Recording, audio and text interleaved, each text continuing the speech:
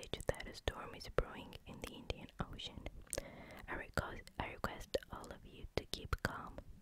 Do not panic. Those who are inclined to seasickness may please stay in their cabins. Thank you. There was panic everywhere. An old lady prayed out loud. Oh God, have mercy on us. My only son is waiting for me in Singapore. And gentleman consoled her. Don't worry, madam. It's only warning. We may not be affected at all. Another lady who was sitting beside me looked very ill. Not rough weather. I'm already seasick. A rough sea will be the end of me. I could not understand why all the elders were so upset. I remembered the several sea adventures I had read. Excitedly, I turned to the elderly gentleman sitting next to me. Uncle, won't it be thrilling to face a storm on board a steamer? Have you ever been on a ship during a storm? It can be quite unpleasant, you know, he replied rather severely. I remember a time when the ship on which I was traveling ran off course. We were wandering on the ocean for a couple of days. I remembered my class teacher, an English woman, telling us in class one day when I crossed the English Channel on the way to Singapore, there was a big storm near Gibraltar. The ship rocked to and fro. Everything in the cabins rolled up and down. Even the heavy pianos in the lounge went crashing against the walls.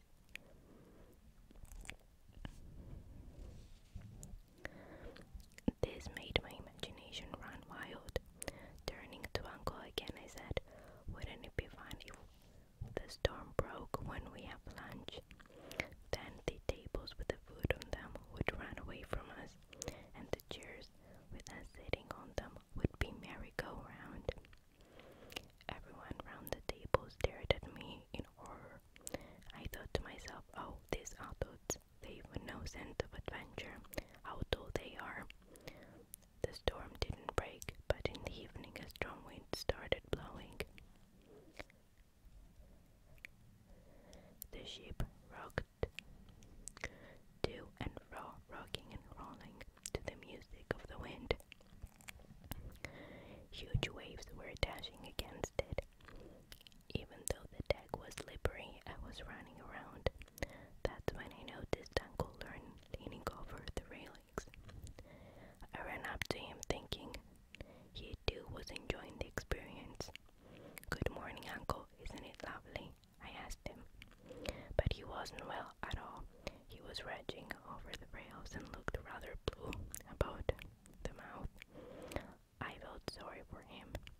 Can I be of any help? Shall I call the doctor? I asked him. He couldn't reply, but only held up his hand as another bout of raging shook him and he leaned over the railings. At the same time, a huge wave lashed the ship. It lurched violently and the man tumbled over the railings into the wild sea. For a second I stood rooted the spot. Then I ran like someone possessed, shouting, help, help, man overboard, save him. I must have made a lot of noise.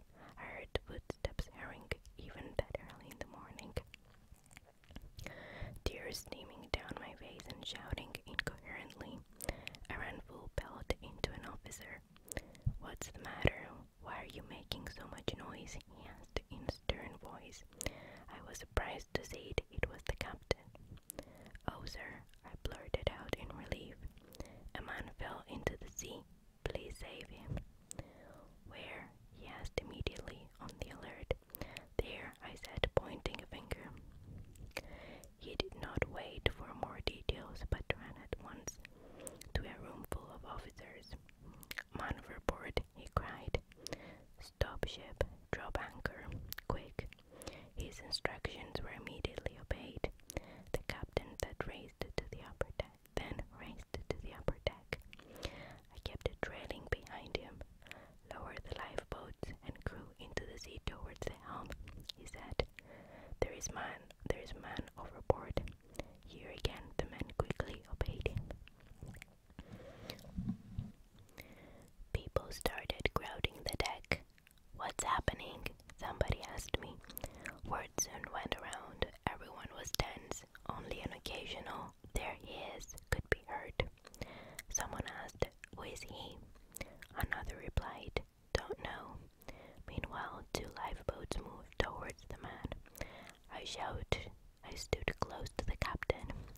In his anxiety, he gripped my shoulder tightly, and I winced. "You're hurting me, sir," I protested. "I'm sorry, my dear. The sea is very rough today. I hope my man can reach him in time. My ship has never lost a passenger before," he said, crossing himself. He was watching the rescue operations through a pair of binoculars that hung around his neck. The boat was too far from him to see what was happening. I tugged at the captain's sleeve. "What are they doing, sir? Have they rescued the man?" I asked him.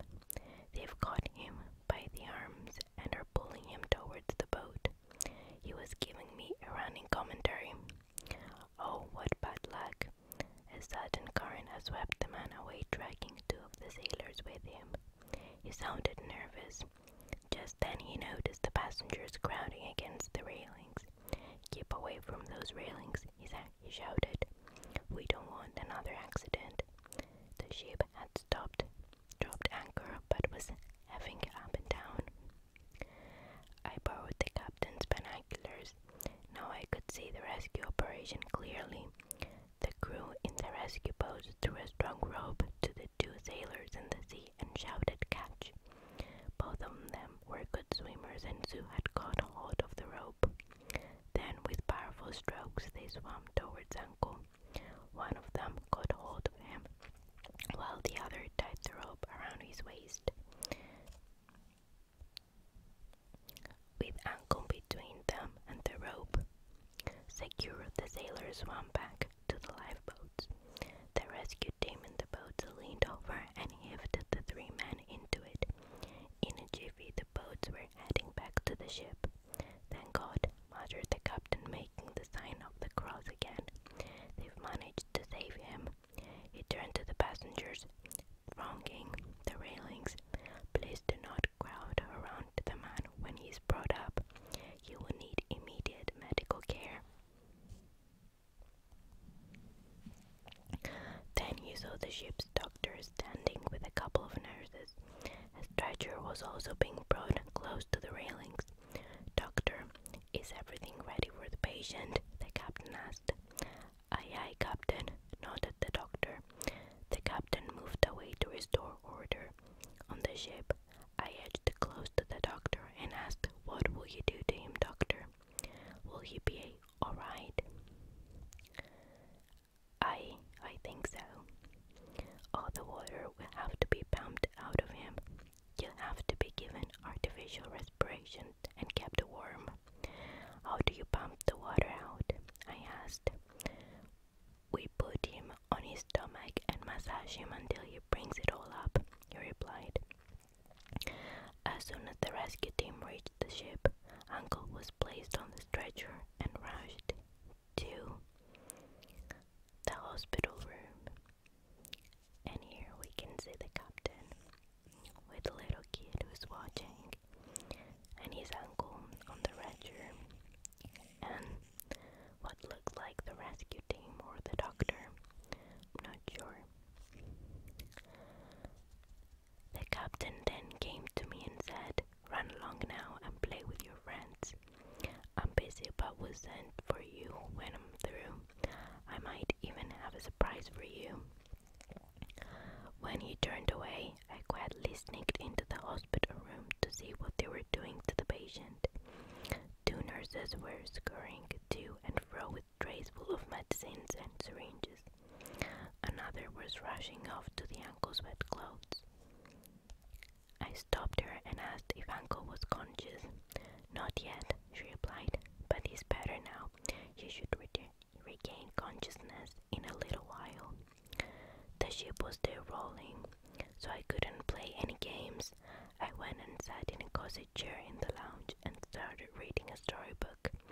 I was feeling drowsy and must have dozed off. The next dialing I knew was somebody saying, "Wake up, child. You're Vasanta, aren't you? The captain wants to see you in his cabin." I looked up to see a sailor standing before me. It took me a minute to recollect the rescue operation and the captain telling me, "I'll call you afterwards." I followed the officer eagerly. He left me outside the captain's door saying, "Go right inside."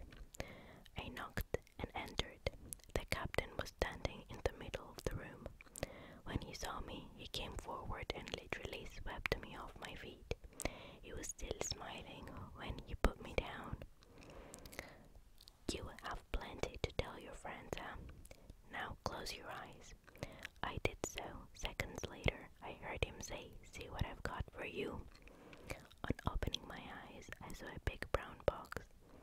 On it was written with the best compliments of Captain Lindsay. I took the box and eagerly opened it.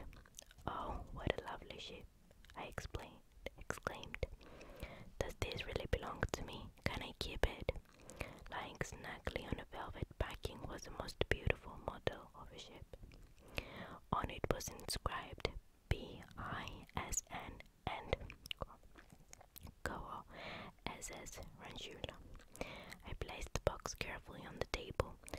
Then I threw my hands around the captain and hugged and kissed him. He patted my cheek and smiled as he saw me lift the box and walk happily out of his room. I proudly showed my present to everyone I met. "See what the captain has given me. Isn't it lovely?" "Yes, indeed," was the unanimous verdict. I was the happiest person on board that day.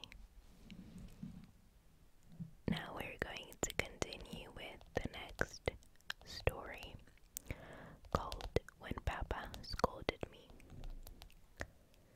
"Baby, come for breakfast. Your milk is getting cold," called Painja, my older brother. I have no idea how to pronounce that. I quickly put on my slippers, picked up my favorite doll, Pita, and rushed out into the veranda. It was a beautiful day. The morning air was most refreshing. "Ah, how lovely," I said aloud, taking a deep breath. I ran across the veranda with Pita tucked under my arm. While I gulped down the milk, I heard Papa calling out to the driver.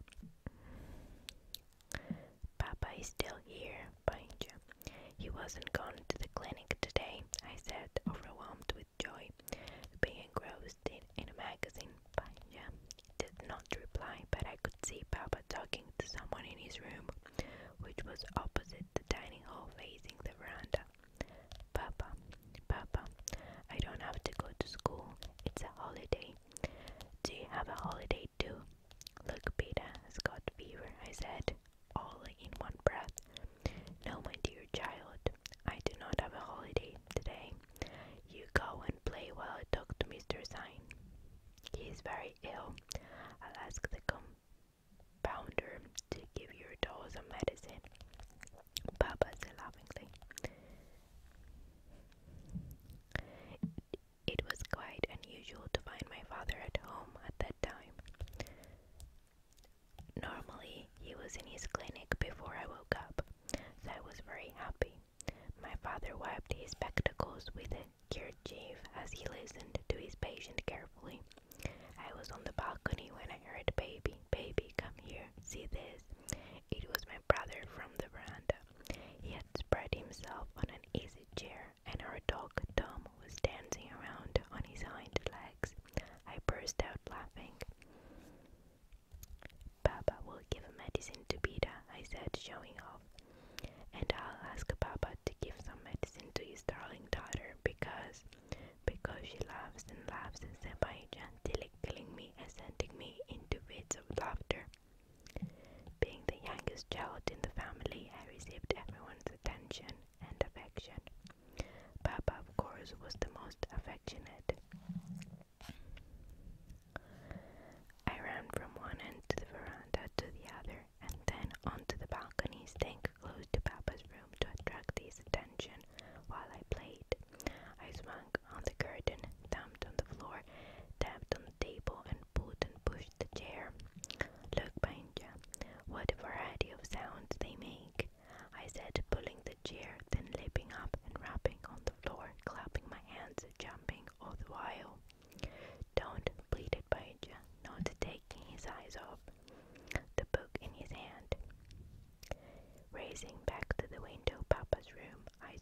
still busy with the patient.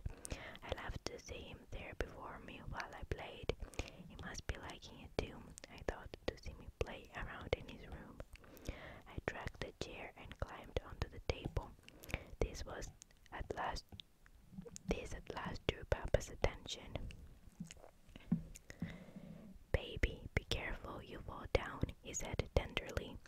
"Look, Papa, I'm taller than everyone. I grinded from ear to ear, making my eyes disappear." All one could see was a set of white teeth and chubby cheeks. "Poor the Mr. Sign," Papa smiled. Papa did not look convinced, so I said again, raising my hands above my head, "Papa, I'm a big girl now." He nodded with a smile and continued talking to the patient. I touched all that I could reach with my hands until I got to the black switch. "No, you should not touch it." I was imagining what my mother would have said. "If you touch it, you'll get hurt," Panja had told me once. This was a forbidden article for me, but how attractive it looked black against the light blue wall. Unable to resist the temptation to touch it, I pressed the switch and the light came on. I immediately switched it off.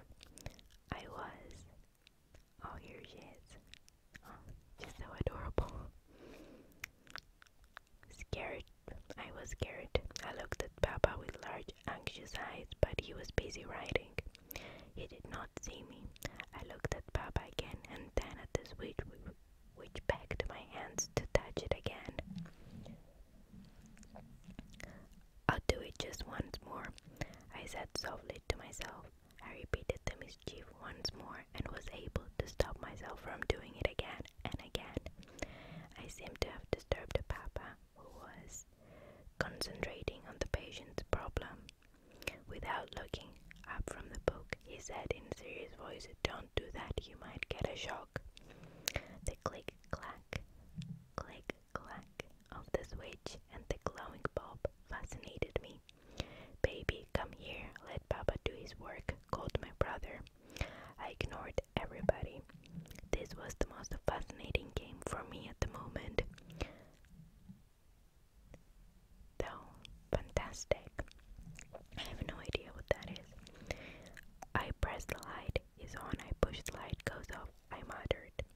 The patient obviously had some serious problem. My father sat with 4 books open in front of him. My running around had certainly disturbed him. Completely exasperated, he put down his pen and spectacles and shouted at me, "You're not listening to me, get down from there." His loud voice broke my trance. I gaped at him and wide-eyed. He fixed his gaze on me, expecting to be obeyed instantly. I was shocked at being scolded so loudly by him, scolded by Papa. Papa, a very soft-spoken person who was known never to raise his voice, had shouted in anger at his darling daughter. I was very angry with him, and jumped down from the table with a loud thud and raced up and down the balcony. My breath quickened, my face went red with anger, and my eyes felt hot with unshed tears. Throwing my hands about, I raced up and down, wanting to destroy everything that came in my way. Hearing the commotion, Panja came out. "What is it?" he asked. My fairy found a ready victim and I ran towards him and pushed him. I felt like bursting into tears. I rushed and pulled at the curtain in Papa's room, which came down with force. I saw Papa talking to the patient with his usual patience. How unthoughtful of him. He was not a bit bothered about me being so angry with him. I was fuming all the more. So I think I'm noticing some, not mistakes, but this is a 1 instead of an I, and it's not like the I here is a lot different than the one over here. I don't know. I went back into the room, stamping my feet noisily in anger. Standing close to Papa, I raged vehemently. "Why couldn't you say softly. Why did you speak so loudly to me? The next moment I came out on the balcony and stood beside the money plant pot. My eyes were now full of tears. I plucked a leaf and shredded it into pieces. The sound of a chair being pushed in Papa's room reached my ears, and then I heard his footsteps coming closer to me. I tried to run away in annoyance, but Papa caught me. He put my face towards his and picked me up. Tears came rolling down my plump cheeks. He patted my head lovingly and wiped my tears. "Oh, you big cat," said Papa, ruffling my hair. This affectionate gesture melted my wrath. A moment later, I was once again happy playing around the house. Okay, guys, we read 2 short stories today. I hope you liked the video and that you find it relaxing. I will look for more children's books once the shop